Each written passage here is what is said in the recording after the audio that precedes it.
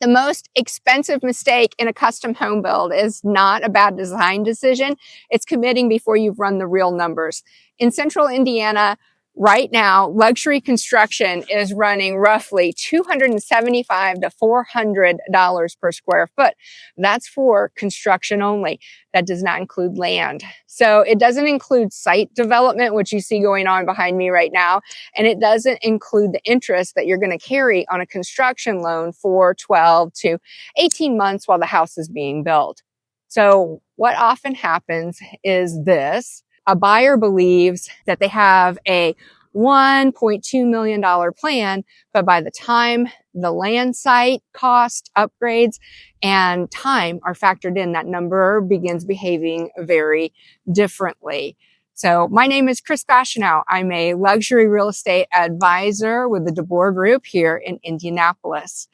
Before I worked in residential real estate, I spent part of my career in valuation, which means I spent several years analyzing what homes are actually worth, not just what they cost to build. And today, I want to walk you through the real risks of building a custom home in central Indiana in 2026. Not to scare you out of building, some of the most spectacular homes in the market are custom builds. But the buyers who navigate this process successfully are the ones who understand where the real risks are before the first decision is ever locked in. So let's start with the first one, land. The first place custom builders go sideways has nothing to do with your builder, your architect, or your finish selections. It starts with the lot itself. In central Indiana, whether you're looking in Carmel, Zionsville, or Westfield, where I am today, or parts of Hamilton and Boone County, the lots that remain at the luxury tier are often the ones that require a little more thought. So they may be beautiful and they may have mature trees and they might have water views or privacy. But here is the key idea. The lot price is not the cost of the lot.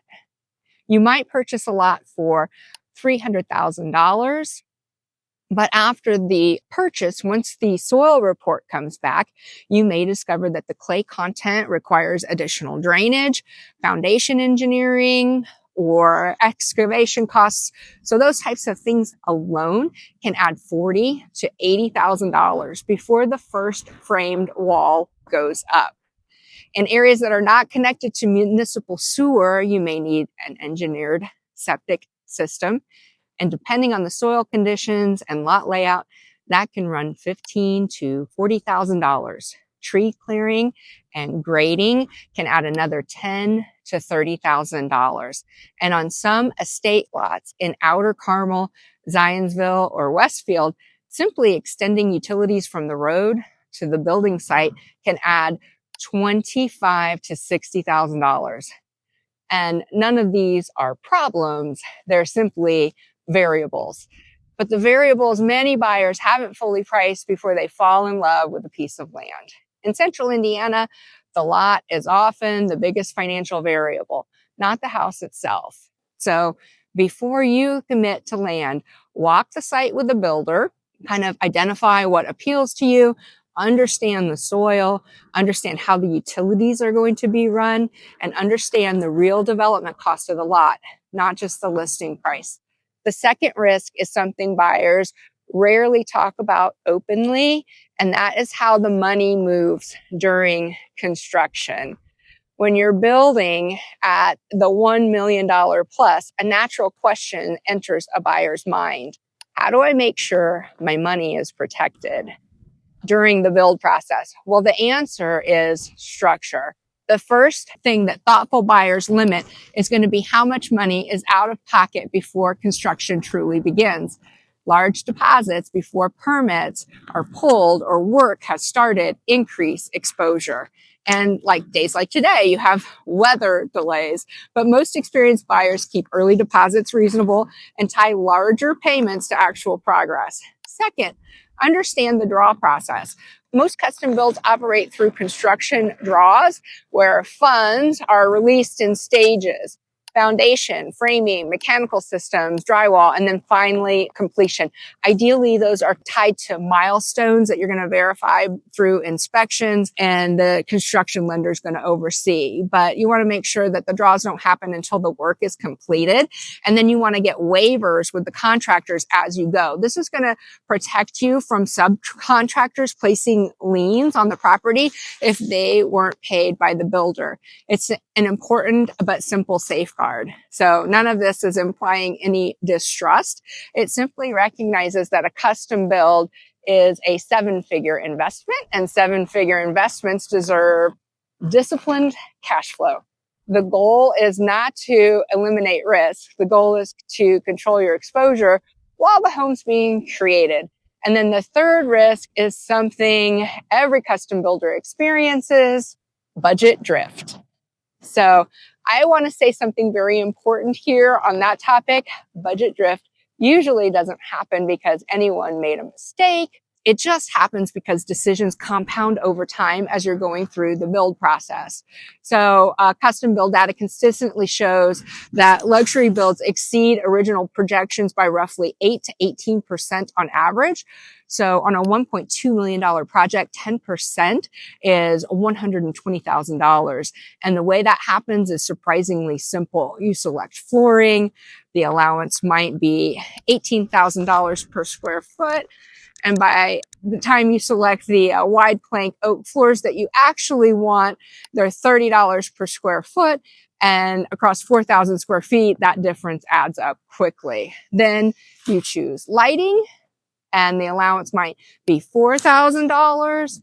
But the fixtures that truly belong in a home with 10 to 12 feet ceilings might run $10,000 or $11,000. And then you get to the appliances, and you might want not just a luxury appliance package, but statement pieces, Wolf, Sub-Zero, Cove, that only can run $40,000 to $80,000 alone for the appliances.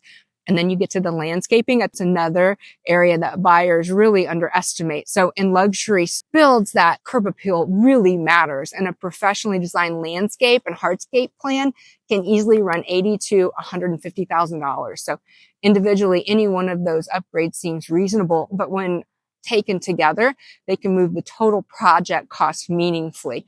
So most custom builds go up and over budget, and it's not because of chaos. They go over budget because of compounding decisions that each made perfect sense at the time. The protection against this is not discipline, it's planning. Before you begin building, establish a contingency reserve. So ideally about 10 to 15% of the total project budget. And then you choose your upgrades. When you're going through them, you're going to treat them as trades. So if you upgrade one category, then understand that you're going to be adjusting elsewhere. And that's kind of what keeps the project grounded in reality. And then the final risk is going to be timeline and market exposure. So custom homes in central Indiana typically take 12 to 18 months from permit time to completion, and sometimes longer for more complex builds. During that window, a few things can definitely change. So you've got labor availability, material lead times, custom windows, specialty finishes, or imported cabinetry can have lead times of several months. And if those orders are delayed, the entire project timeline will shift. And there's also interest rate exposure. So if you're financing the build through a construction to permanent loan, your rate environment can change during the build period. Again, none of those are reasons not to build. They're just simply realities to plan around when you're developing your custom build.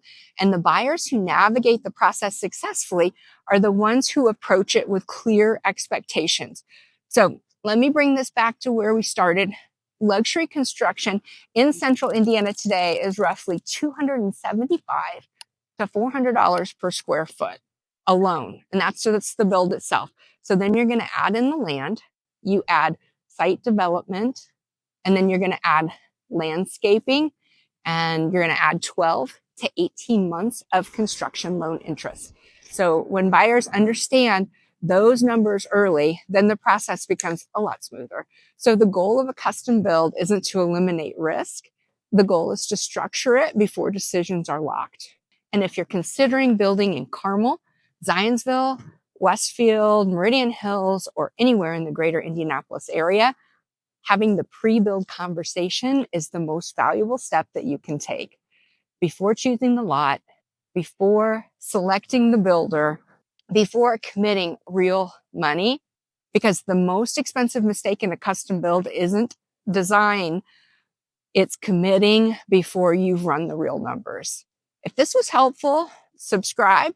I publish weekly insights about the Indianapolis luxury market, buyer strategy, and how to make intelligent real estate decisions in this market. I'm Kris Bashenow. Thanks for watching.